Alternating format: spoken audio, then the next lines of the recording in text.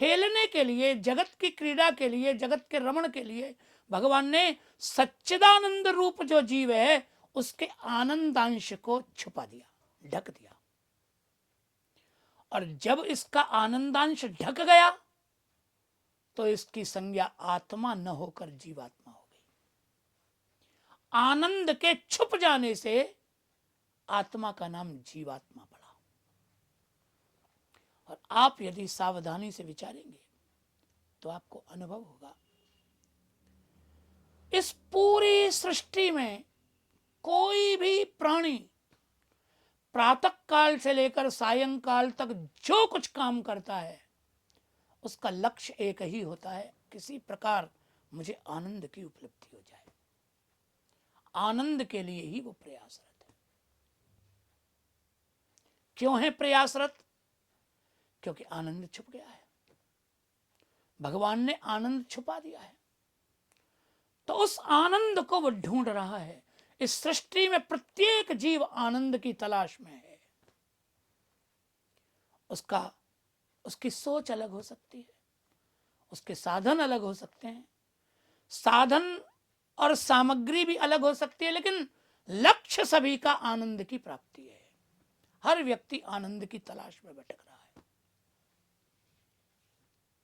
लेकिन तलाश गलत जगह कर रहा है। पति पत्नी में आनंद ढूंढ रहा है, पत्नी पति में आनंद ढूंढ रही है, पति पत्नी दोनों मिलकर संसार के विषयों में, भोगों में आनंद ढूंढ रहे हैं। निस्संतान लोग संतान में आनंद ढूंढ रहे हैं, संतान माता पिता में आनंद ढूंढ रही।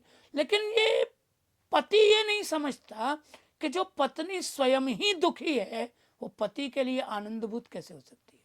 जो पति स्वयं टेंशन में है, परेशान है, वो पत्नी के लिए आनंदभूत कैसे हो सकता है। यदि संसार के पदार्थों में, संसार के विषयों में आनंद होता तो कम से कम जिनके पास सांसारिक भोग पदार्थ हैं वह तो प्रसन्न होते, पर वो भी दुखी है। यदि संतान में सुख होता तो कम से कम वो तो खुश होते जिनकी संतान है। संतान के कारण न जाने कितने माता पिता दुखी हैं। भागवत में तो बाकायदा धुंधकारी की कथा ही है महात्म्य में। पुत्र के ही कारण पूरा दुख है।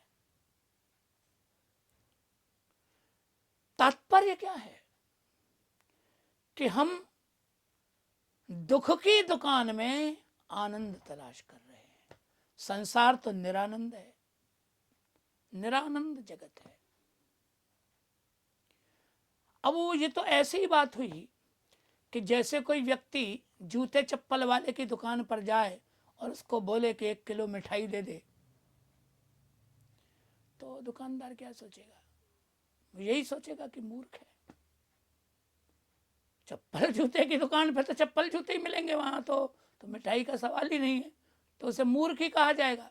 ऐसे ही आनंदो ब्रह्मेति व्यजानात, आनंद तो ब्रह्म का नाम है, भगवान का नाम आनंद है। आप यहां व्रज में देखें और आपके घर में भी जब आप भगवान श्री कृष्ण का जन्म महोत्सव मनाते होंगे तो उत्सव में नंद के आनंद भयो, यही कीर्तन होता है हमारे।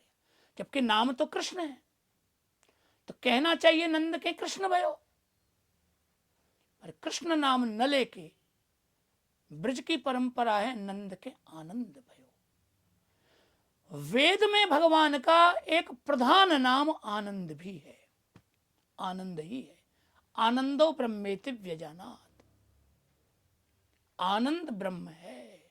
आनंदाध्येव खल विमानि भूतानि जायन्ते, आनंदेन जातानि जीवन्ति, आनंदम प्रयन्त्य विषम विशन्ति, श्रुति कहती है। आनंद रूप परमात्मा से ही सब जन्म लेते हैं, आनंद रूप परमात्मा में ही सब निवास करते हैं, और आनंद रूप परमात्मा में ही सबका तिरोधान हो जाता है। तो आनंद रूप तो भगवान है। तो आनंद रूप भगवान है, इसका अर्थ क्या हुआ कि आनंद वहीं मिलेगा जो आनंद रूप है। जो आनंद रूप नहीं है वहां आनंद नहीं मिल सकता। और हम आनंद की तलाश संसार में कर रहे हैं। आनंद तो ब्रह्म का अंश है, सच्चिदानंद रूप ब्रह्म है, आनंद ब्रह्म का ही अंश है। तो ब्रह्म का अंश तो ब्रह्म के अनुग्रह से ही प्रादुर्भूत होगा, ब्रह्म की इच्छा से ही तिरोहित हुआ है, इसलिए ब्रह्म की कृपा से ही उद्भूत होगा, प्रादुर्भूत भी उसकी कृपा से होगा।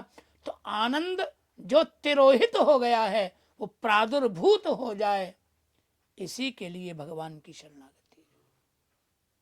ज्ञानी इसीलिए भगवान का भजन करता है।